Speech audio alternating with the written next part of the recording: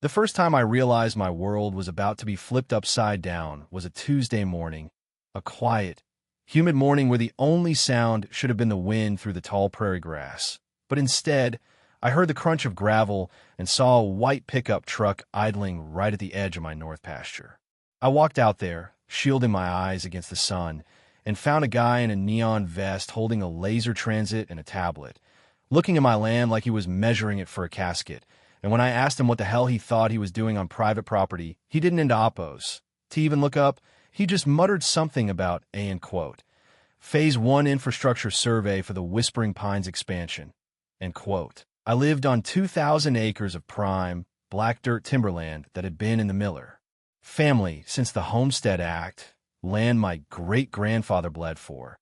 And here was this kid telling me it was being prepped for a cul-de-sac. So I told him, as politely as a man with a shotgun in his truck can, that he had exactly 30 seconds to get off my dirt before things got expensive. And that's when she appeared, driving a golf cart like it was an armored division. A woman named Diane Sterling who ran the Whispering Pines HOA with a grip that would make a dictator blush.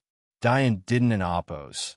To even say hello, she just adjusted her designer sunglasses, looked at me like I was a smudge on her windshield, and told me that the board had finalized the acquisition of the unincorporated buffer zone to build a new community center and 30 premium villas. And when I laughed at her face and told her this wasn't an oppos, TA buffer zone, it was my backyard, she just tapped her clipboard and said, "We've filed the paperwork, Mr. Miller. The land was deemed abandoned for tax purposes, and we've exercised our right to annex for the public good of the community." And the way she said, public good, made my blood run cold because I knew right then this wasn't oppos.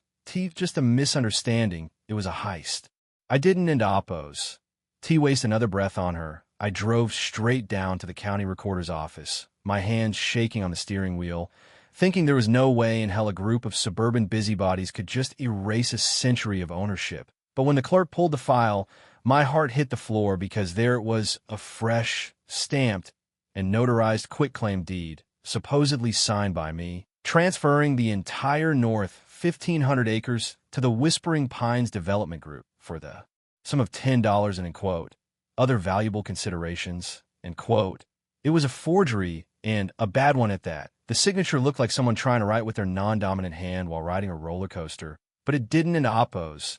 Matter because it was recorded, it was official, and according to the law of the paper, I was now a trespasser on my own heritage. I didn't in oppos. Go home and cry. I went to see an old friend named Elias, a guy who'd spent 30 years digging through the filth of real estate law and looked like he lived on black coffee and spite. And when I showed him the deed, he didn't in oppos. To even finish a cigarette before he told me this was felony-grade fraud. But more than that, it was a door that Diane had left wide open because if she used HOA funds to facilitate a fraudulent land grab, the entire corporate entity of the HOA became liable for the damages. And if we played our cards right, we weren't in oppos. Just going to get my land back. We were going to liquidate the very ground they stood on. See, the thing about people like Diane is they get drunk on the little bit of power they have over people in oppos, lawn height and mailbox colors, and they start thinking the rules of the world dawn and oppos. Apply to them. So while they were busy moving silt fences onto my property and celebrating their expansion Elias and I were digging into their bank records. And what we found was a rotten core that went deeper than I ever imagined because they hadn't oppos. Just stolen my land. They've been using the homeowners and oppos dues as a personal piggy bank, funneling money into shell companies to pay for Diane's kitchen remodel and the vice president's gambling debts in Vegas, all while telling the residents that their fees were going up because of, unforeseen maintenance costs, I remember the night we decided to strike, sitting on my porch, looking at the lights of the subdivision in the distance, feeling this strange mix of grief for what they try to take and a cold, hard hunger for justice. And Elias just looked at me and said, if we file this as a RICO case, we can freeze every asset they have, including the common areas, the clubhouse, and the titles to any property held by the board members as collateral, And I realized then that I was an oppos, just defending my farm. I was about to become the landlord of the people who tried to ruin me. We filed the suit on a Friday morning, And by Friday afternoon, I was standing in the middle of their board meeting, a room full of people in expensive casual, who thought they were the elite, and I watched the color drain from Diane's face as a process server handed her a stack of papers thick enough to be a phone book, and I leaned over the table, right into her personal space, and told her that the end quote, buffer zone end quote, she wanted so badly was now the subject of a federal investigation. And since she'd used the HOA's master insurance policy to back the fraudulent loan for the development, I just put a lien on every single structure in Whispering Pines, including the house she was sitting in. She tried to scream, she tried to call security, but the sheriff was already in the parking lot serving warrants for the computers. And for the next 3 months, that neighborhood turned into a war zone, but not the kind with guns, the kind with lawyers and forensic accountants who peeled back the layers of Diane's little empire until there was nothing left but the bones. And it turns out, once you show people that they're, in quote, fearless leader, in quote, has been stealing their retirement savings too. By Hermes scarves, they don in Appos. T stay loyal for very long. The most satisfying moment wasn't in Appos.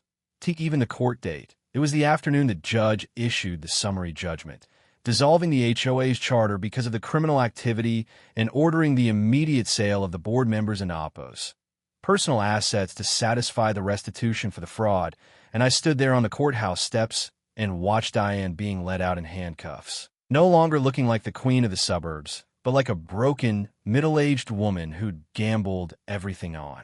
A lion lost. And the best part was, because of the way the laws in our state work regarding fraudulent conveyance, the court didn't in Appos. Just returned my land. It awarded me the developer's equipment that had been left on the property and a massive settlement that came directly from the sale of the board's luxury homes.